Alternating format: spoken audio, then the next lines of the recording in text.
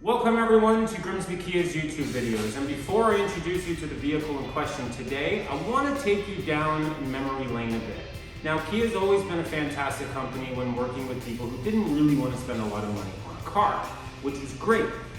But you always got that feeling that their vehicles were designed in a boardroom by a committee, which doesn't always spark a lot in the way of passion when it comes to buying a car.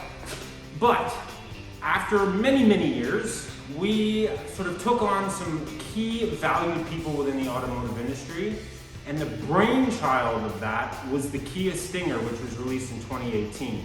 Fantastic car, complete game changer, but what did it do to the rest of Kia's lineup? Well, I'm happy to announce that the DNA that went into making that car has now trickled into the rest of their lineup. So what I want to talk to you today is a car that has always been a good car, but has never really had that passion or performance or anything in it. It's just been a vehicle designed to go from point A to point B. But now, with Kia's new introduction to performance, we've come out with this.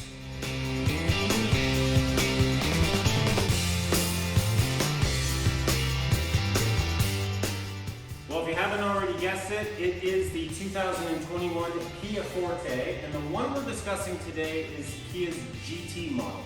Now, what I can't stand when a manufacturer does is when they take their normal road-going car and they call it the sport model. And all you really get out of it is maybe some different badging, maybe a slightly different wheel, and maybe some extra body work on the car, which all is really doing is adding weight to the car and making it slower.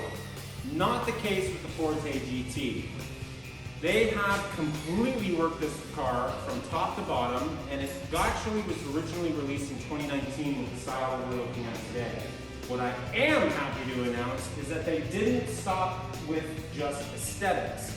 They went way beyond that.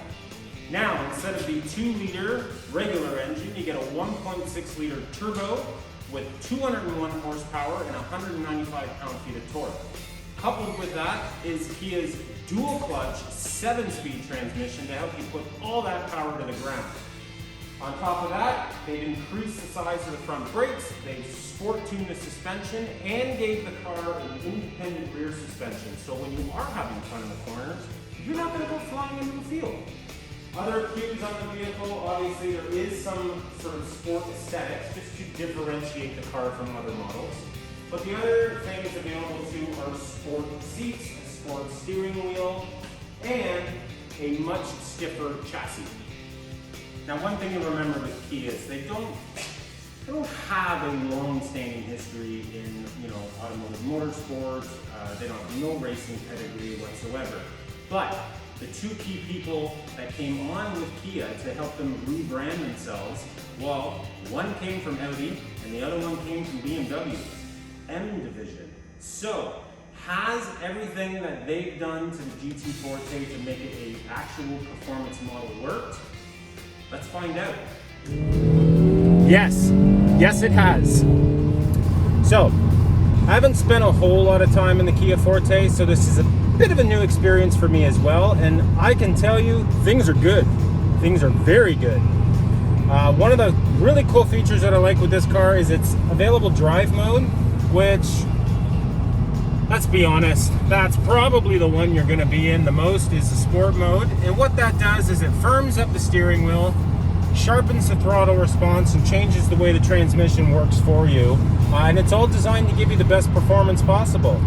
Now, I'm sure the camera that we're using right now isn't going to pick up the sound of this car, but what I love is the fact that they actually did tune the exhaust on this. So you get a beautiful array of little crackles and pops on downshifts when you're revving the engine. It's magnificent.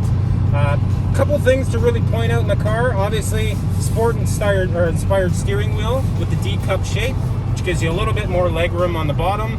It always kind of lets you know what way your steering wheel is, which is fantastic. Another nice thing are the use of these paddle shifters. And unlike a lot of cars, yeah, we've seen them, they put the paddle shifters on, but it's almost like having your grandmother sitting in the car controlling your transmission. You hit the shifter and it's like, would you like a cup of tea first? Well, no, I want you to shift. And I'm so happy that Kia finally put in a transmission, especially on this car, that shifts instantly.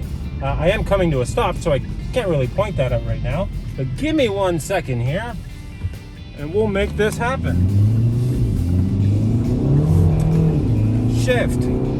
Keeps going. It's instantaneous, which is what you should expect when you're getting into the performance model car. So, what I really enjoy is that this car is definitely show and go. It's got the performance to back it up, it's got the looks to back it up, and it's not shy of features, which is great. I mean, this is just the base GT car, but you do have available larger touchscreen with navigation, heated and cooled seats, plus all the driving tech for safety. This one's a little shy on that one, but it's all about the performance in this car.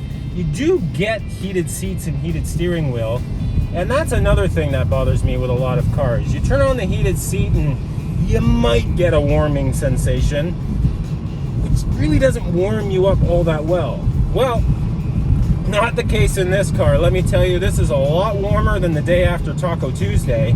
They work well. So, I mentioned at the beginning of the video that part of its performance upgrades were a larger set of brakes. But have they really worked? Oh, yep. Yeah, they're good. That were in place have now shot forward into the front of my body. They should rename this the Kia Organ Mover. But obviously at the end of the day, we're not always going to drive like a bat out of hell to get from A to B, which is fun, don't get me wrong. But when you want that sort of calm, collected feel of your car for maybe the drive home after a long day's worth of work, it will do that. If you put it back into its normal or comfort setting, it's just a normal car. It's quieter, the steering wheel's easier to move, it's not shifting like, you know, a maniac.